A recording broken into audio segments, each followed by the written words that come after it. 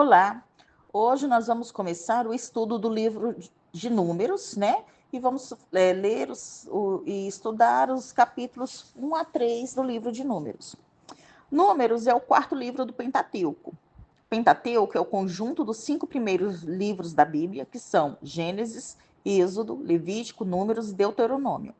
Para os judeus, o Pentateuco é conhecido como Torá, que significa doutrina, ensino ou lei.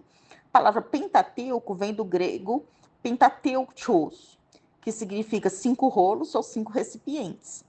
Tanto os judeus como os cristãos entendem que o autor de Números é Moisés.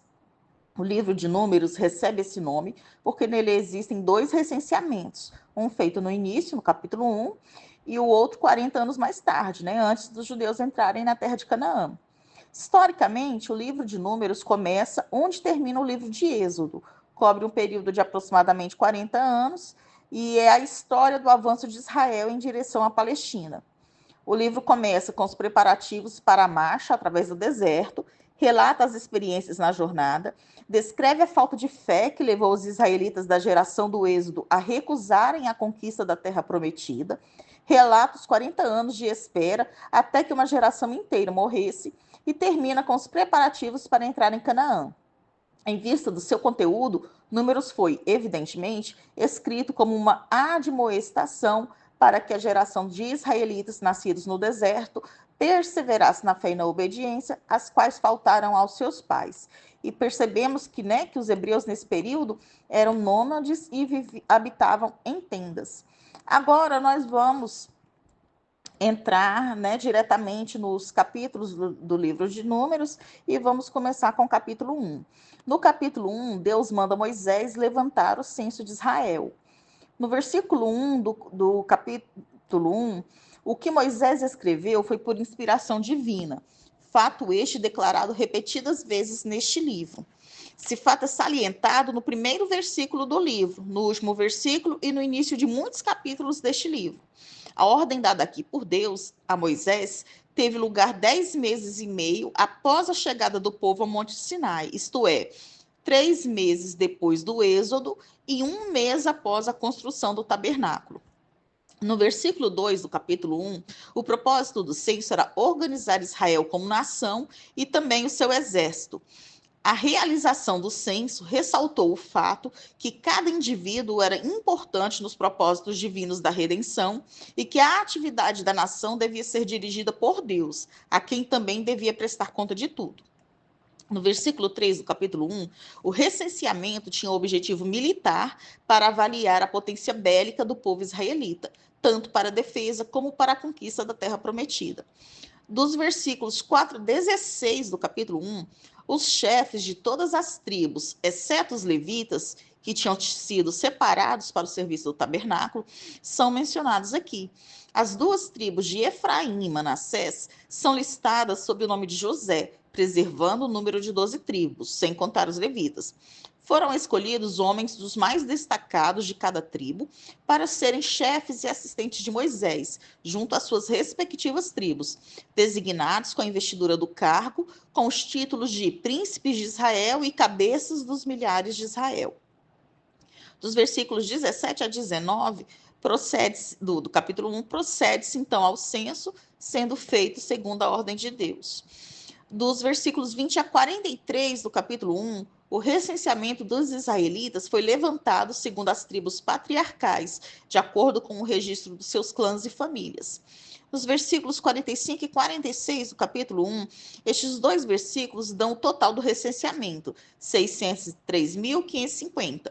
O censo feito no Sinai, que deu esse total, contou homens acima de 20 anos de idade, sem incluir os levitas. A nação de Israel, portanto, contava ao todo uns 2 milhões de pessoas. Sustentar tão grande número de pessoas no deserto demandava um milagre permanente, o que a palavra de Deus ressalta claramente que ocorreu. Dos versículos 47 a 54 do capítulo 1, por causa da ação zelosa dos levitas em defesa da fé no incidente do bezerro de ouro, esta tribo recebeu o privilégio de servir no tabernáculo, auxiliando os sacerdotes araônicos. Embora os levitas tecnicamente não fossem sacerdotes, esta posição era restrita aos descendentes de Arão, da tribo de Levi. Eles, então, os levitas, executavam tarefas relativas ao serviço do Senhor. Os levitas não foram contados juntamente com as demais tribos, visto que foram separados para cuidar do tabernáculo e estavam isentos do serviço militar. A herança deles também foi separada dentre os israelitas. Agora nós vamos falar sobre o capítulo 2. O capítulo 2 fala das ordens das tribos no acampamento.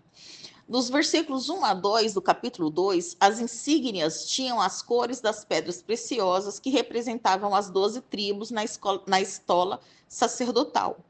Os membros de cada tribo receberam uma área definida para armar suas tendas ao redor do tabernáculo. Tinham que ficar a uma certa distância do tabernáculo e os levitas serviam de guarda para evitar a contaminação do espaço santo e impedir que alguém experimentasse o castigo de Deus por se aproximar demais do tabernáculo. Ou seja, os levitas ficavam em volta do tabernáculo. No versículo 3 do capítulo 2, os exércitos de Judá receberam uma posição privilegiada, liderando os ajuntamentos de Issacar e Zebulon, no lado oriente do acampamento, do lado leste. O círculo interno era composto dos sacerdotes araônicos. Era ali que todos os israelitas traziam seus sacrifícios e ofertas para serem apresentados aos sacerdotes. Cada estandarte representava um grupo de 3 tribos e pertencia à tribo que liderava o grupo. Os judeus têm uma tradição que diz que o estandarte de Ruben tinha a figura de um homem, o de Judá um leão, o de Efraim um boi e o de Dan uma águia.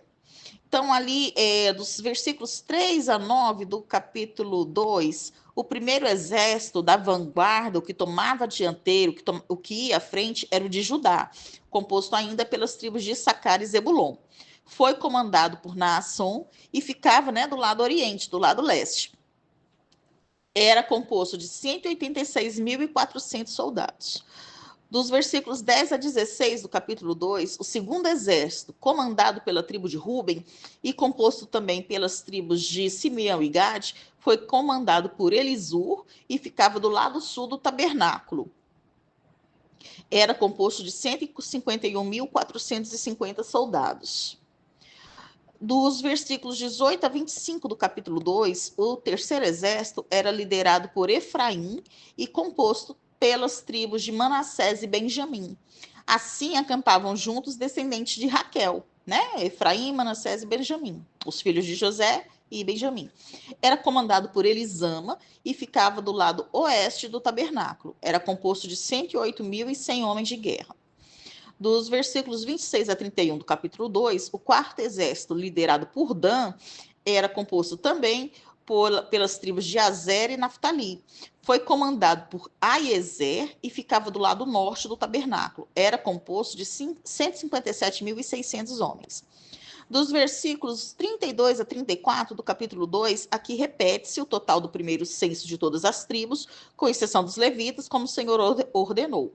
Nas marchas, as tribos deveriam seguir umas às outras, na mesma ordem segundo a qual foram mencionadas, Aqui vocês podem ver uma demonstração de como seria a distribuição das tribos no acampamento, é uma representação. Agora vamos falar sobre o capítulo 3. No capítulo 3, temos os deveres dos levitas, o censo separado deles e a orientação de resgate dos primogênitos. No versículos 1 a 3 do capítulo 3, Arão é mencionado aqui em primeiro lugar, por conta da sua família é o assunto do capítulo. Dentro da estrutura cultural do Antigo Oriente, a história genealógica tinha várias finalidades. Fornecer ligação histórica com um ponto central do passado, preservar a comunidade e a organização familiar dentro de uma estrutura social maior, justificar a posição de uma pessoa dentro da estrutura social, fornecendo a ascendência de sua linhagem familiar, e ser motivo de orgulho para as futuras gerações. Moisés usou os registros do recenseamento para ter uma ideia de sua autoridade e da de Arão. Dos versículos 5 a 8 do capítulo 3, os deveres dos levitas em favor de toda a congregação incluíam a manutenção diária para garantir a pureza cerimonial dos utensílios para o sacrifício e das cortinas, das guarnições do tabernáculo, que apenas eles podiam tocar. Dos versículos 11 a 13 do capítulo 3, os levitas eram um sacrifício vivo, substitutivo perante Deus, em lugar de todo o primogênito das famílias israelitas, para serviço sagrado em favor do povo das outras 12 tribos. Os primogênitos, homens das famílias israelitas, deveriam ser apresentados ao Senhor através da mediação dos sacerdotes. Os primogênitos eram propriedade exclusiva do Senhor, com base no princípio da redenção do primeiro filho.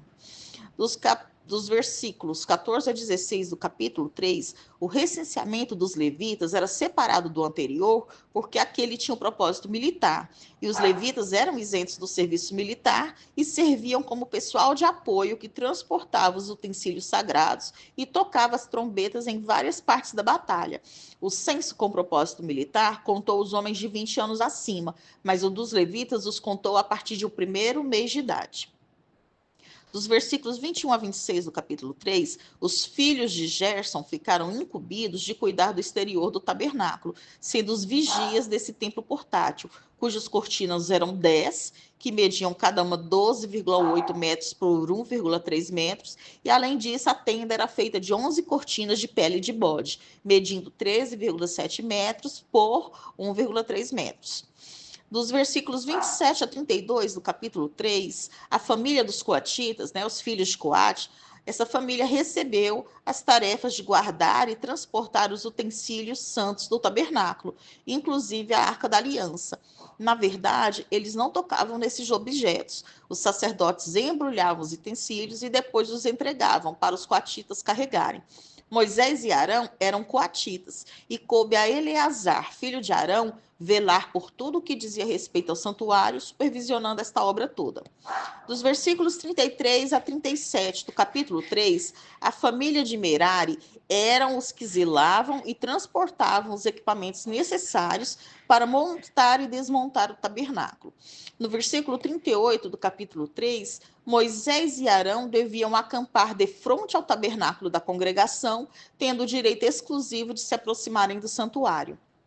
E dos versículos 40 a 51 do capítulo 3, o recenseamento da tribo de Levi foi feito depois da contagem oficial dos primogênitos de Israel, para processar a troca oficial deles pelos filhos de Levi, que substituiriam os primogênitos no culto que prestariam ao Senhor no tabernáculo, como propriedade exclusiva de Deus. Como os primogênitos de Israel excederam em número aos levitas em 273, foi exigido para seu resgate um pagamento em dinheiro que seriam entregues aos filhos de Arão.